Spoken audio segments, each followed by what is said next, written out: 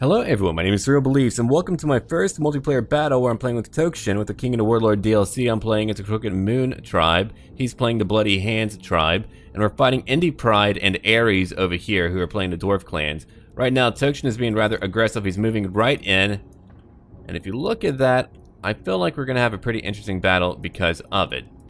Let's go check it out. I'm now moving back. There's two dwarf players. One is pretty far away over here, which means that I get to move in over here to support Tokshin.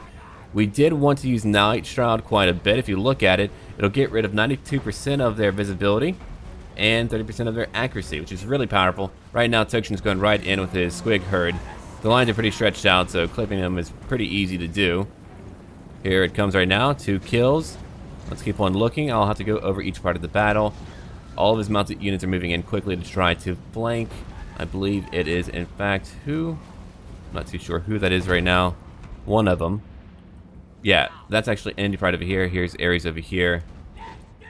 And right now, I'm moving in to help out Tokshin. I thought that I should help him out. Again, a lot of his range units are negated by using Night Shroud. Because they're so stretched out, it's pretty easy to kind of clip them all together. Outside of the ones way over here. I'll have my build link down below, but I'll go over each part of the battle as we go on. Back over here, we have a Goblin Rock Lobber, a Hammer of Gork, and Tokshin has one Hammer of Gork as well, which has the Great Green Wallop, which will get rid of enemy leadership, which is fantastic. Tokshin is now clashing. We're looking at Night Goblin Fanatics moving in. He's using Curse of the Bad Moon to do a bit of damage and to debuff them way back over here. Belligar Iron Hammer is quite strong. The Squig Herd is beginning to break. Another one's beginning to break. Over here we have Boar Boys beginning to move in. One herd is over here now fighting a cannon crew being shot up by the Scolder Guard. Here's another Curse of the Bad Moon. Let's keep on looking right now. They are in fact debuffed. If we look at it too, another Night Shroud upgraded. I did use that. That was on me. I wanted to get rid of more of their range units, and that really did work out for a period of time. Alright, let's go and look at what is happening right now. The Crimson Killers are moving in. They took a lot of damage. They were being focused on, from what I can tell. That's pretty common. They're a very small group. Very powerful, but very small, so they're usually focused on. Trolls are beginning to move in. And I'm here having to gauge what I'm going to do. I do eventually decide to go after Ares, because, I mean, he's about to flank us, and we can't just ignore him like that. I do have my own Arachnarok Spider Queen. Crimson Killers are moving in. They shot mine the hell up. Here's my Night Goblin Shaman that I brought in too. And over here I have Skarsnik. Though in hindsight I would have brought in Wurzag if I played this the Bloody Hands. He's pretty powerful. But yeah, if you look at it right now, he's being invested on every front right now. He's having to watch out on every front, which is pretty good for us. King Lun is very powerful. He gets rid of like 80% of physical damage. Which is pretty crazy. We don't have a lot of magic damage to actually use against him. I'm beginning to target now Ares. He's got a lot of artillery in the back, and they're well guarded too. We're looking at Grudge Throwers, which are very effective for anti-infantry. Look at it right now. Again, they are debuffed. Another Night Shroud upgraded, keeping them from being able to shoot for a large portion of the fight. Here comes a Ragnarok Queen now fighting. Tokshin is beginning to push in. He's going after a lot of his lines. I mean, keep in mind, they are dwarves, so they will be here for a long time, unfortunately, but many of them are, in fact, dying. Over here, Tokshin's shooting at a Longbeard group who is fleeing or trying to go after a Squig Herd, potentially forgotten about. It's a pretty dark map. Okay, the rest of the areas are now attacking them, or continuing to do so. The Trolls are beginning to move in over here at a main blob. Let's go look at my line now. I'm beginning to charge in. I'm trying to flank him a little bit. My Warlord boys are being hit pretty hard. I moved in my Queen immediately. I knew that she would take a lot of damage, but I wanted to move her in anyway. I'm trying to go over here to go flank them. I'm beginning to clash with all of their lines. I do have Goblins beginning to clash too. With Archers, I'm trying to help out Tokshin where I can. I'm shooting after Dwarf Warriors who are now fleeing. I'm moving in some Fanatics back here. I'm going to try to get to their artillery eventually. I don't know if that's actually going to work out or not, but we'll find out in a moment. If we look over here, it's pretty much a cluster. Another Night Shroud helping out Tokshin the entire time. We're just debuffing all of these range units the entire time while we're fighting. I've got some warriors fleeing right now. Back here. My Crimson Killers could not get very far. They were just being shot up completely. Fortunately, they did not shatter completely. And I'm using my Hammer of Gork to go after them to debuff them, to keep them weak. Our artillery is able to kind of wait here the entire time, just getting kills, which feels pretty good. Not a lot of kills, but enough kills to weaken them. And someone had a lower unit size, which is why we're not playing on max unit sizes. I don't know why they had it turned down. Maybe their PC can't handle it. I don't know. I don't know who it was because Tokshin and I play on max unit sizes. That artillery did a lot of damage. They began to break me heavily. I was actually pretty worried. I was beginning to break all over, and I thought maybe I would be in huge trouble. Here's King Beligar Ironhammer. My archers are now shooting over here, tearing up these dwarf warriors, trying to hit them even more, but I'm being hit by so much artillery that I'm having a bad day. They are getting a lot of kills. That one Goblobber, 120. That's a lot of kills. Tokshin's beginning to clean up things over here. I had my squig herds move in to help out, take out the artillery. I wanted to use that, and they got quite a few kills, 58. It's actually quite a few for a cheap unit like that. They're very cheap. They're very effective. Corlers are being attacked again.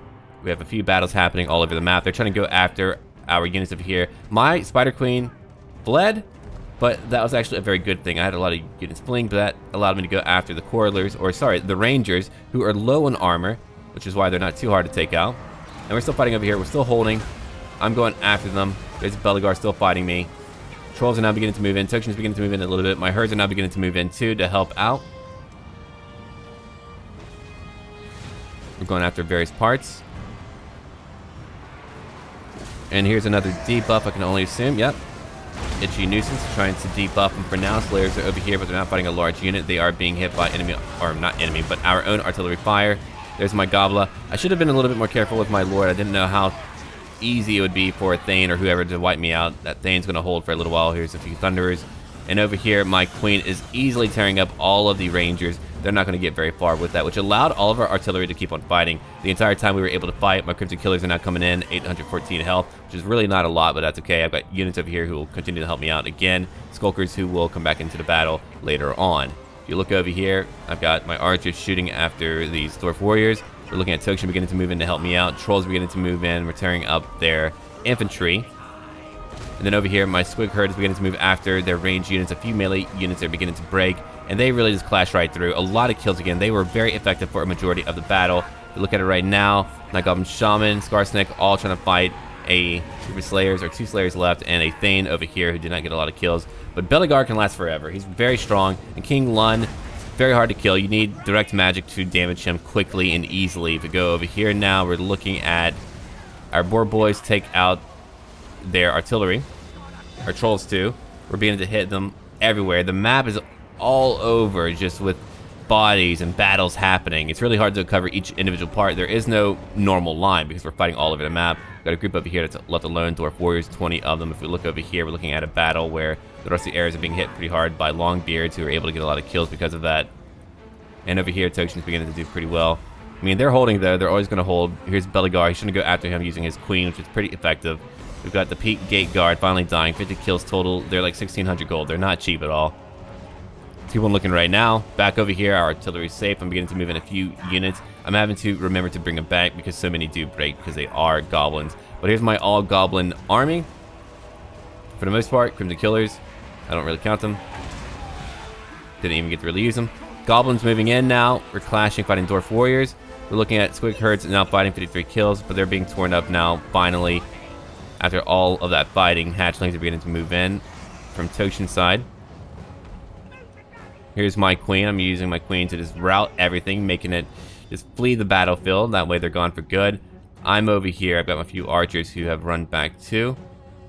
Skulkers from Tokshin have taken out the Longbeards. They're done for. He's still fighting over here. King Lun Ironhammer, still fighting. If you look at the balance of power, it's beginning to shift in our favor as we continue to fight right now.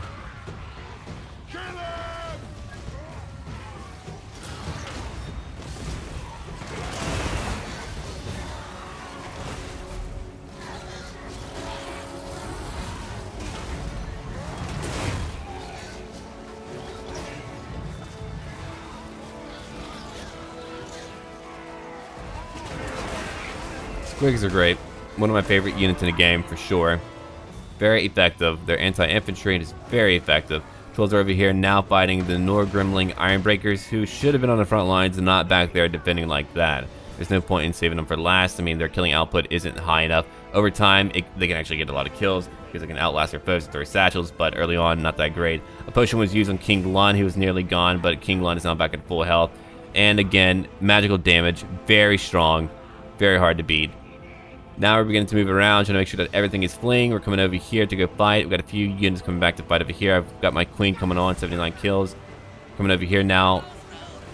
I couldn't get Skarsnik to leave. I kept trying to make him leave, but at least at a later point. But he kept being hit.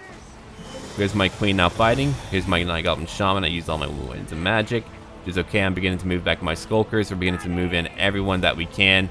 Belegar's coming in.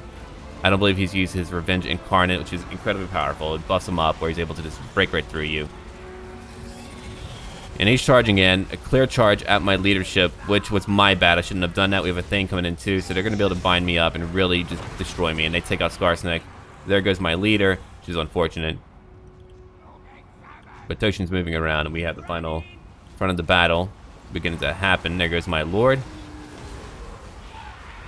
And really, we've cleaned up a lot, but we've got to fight lords and leaders, and it'll take a little bit. I'm going to fast forward for a little bit just because there's a lot of it that we have to go through. If you look at it right now, we're making everything else flee. Toshin and I are making sure that we're going after everything, but we can't beat their leadership. They go after my Night Goblin Shaman, make him flee, and we're just having to go after Belegar. And over here we've got a little battle with the Norgrimling Ironbreakers who are holding, but we have a spider fighting them and trolls. That's a lot of armor piercing, and then we have some Night Goblin Fanatics to debuff them further. If you look at that, they're pretty debuffed. Leadership going down. And here comes King Lun, getting a lot of kills, and everything of mine is fleeing. I lost my leaders, but more importantly, King Lun can cause terror. And we end up taking out Belegar pretty quickly, but then we have Lun, who ends up waiting here forever. And they're really going to have to change it up. It's not a beast at all in terms of just being that tough. It's just more of a prolonged engagement. It's a lot like Ungrim waiting at the very end to just kind of die. We've won the battle, but now we've got to wait forever to finally get Lun. It takes a very long time. Now, magical damage can destroy him, though. So on the other side of things, we can easily destroy him provided we do use magic, but that means that you would need to make sure that you bring a direct damaging magic user to take him down immediately. And so, if you look at it, we're just having to push him around. We're just kind of pushing him around. We've beaten the entire army all over the map. We're waiting for one unit to die finally. We have our queens doing their parts to just beat him down.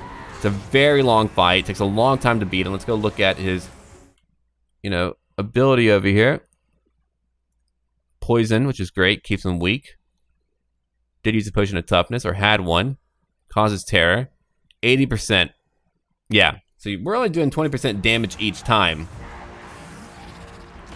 Each time, 20%. We keep pushing them back. We're like pushing them off of the battlefield. But yeah, Toshin and I will probably end up using King Lung because we'll have to. And we'll have to bring direct magic damaging units whenever we're fighting any of the dwarf clans like Clan Engrun because of that. So it's a pretty easy counter, but if you don't have a direct counter to it and you don't build towards it, you're going to be here for a long time. But again, if you look at the battlefield, we fought them all over the map. It was a pretty crazy fight. Usually not very common with dwarves because, they can't move quickly very far, but that is how we did it. And we end up winning the match. Our first real battle playing together. Right now, I think we played one before it. It's maybe number 2 or number 3, I can't remember. But if you look at it, 694, 665. To explain my name is Brother Fistus on Eternal Crusade, and while I was on vacation, people voted to have my name changed. So that's why it's so weird. Anyway, let's go look over here real quick. That one Goblobber, 257 kills, an incredible amount. If we go look over here for Any Pride, 82 kills, but Ares got a lot of kills with his own. If you look at it right now, Belegar got a lot of kills. We're looking at a lot of kills from Belegar, and that's really about it. A few good flankings with Dwarf Warriors, probably. Slayers were not really needed here. They didn't really get a chance to go after our large units. The Bolt Throwers were okay, not as effective, not like the Goblobber. If we go look at Toshin, a lot of kills with the Queen. The Trolls were bounced out. They didn't really take a lot of damage. The Squigs did their part, and really not as many kills for fighting Dwarfs on a smaller unit size. So to be fair, because of the smaller unit size, we don't have as many kills, but we did get a lot. If you look over here for me, my one squig group over here began to become veterans. Look at that, 137. We got a Rock Lobber that did very well. Another Hammer of Gork, 132, 128, which for the dwarves is pretty tough for them to deal with. We've got my Night Goblin Shaman, 20 kills. Skarsnik, 59 kills. We're looking at Night Goblin Fanatics, who got 58 kills. I didn't get a lot of kills overall outside of my accessory units, like my Arachnoid Queen, 85, 128, 132, 137, all of that. A lot of kills. My infantry didn't really get to play a great part. They broke a lot, but they kept them busy, and they were allowing my other units to flank them, which is pretty good. Any Pride, if we go look at it over here, 114 with Belegar, Iron Hammer, It was a really good match, pretty close. We actually didn't know if we would win. Things got kind of touch and go. It was a really good match, very tough, and it was pretty long too, almost 20 minutes long. We got 84 over here for the Warriors of Dragonfire Pass, which is quite a few. They're very strong. They're a very good anti-infantry unit. King Lund, very effective, very strong.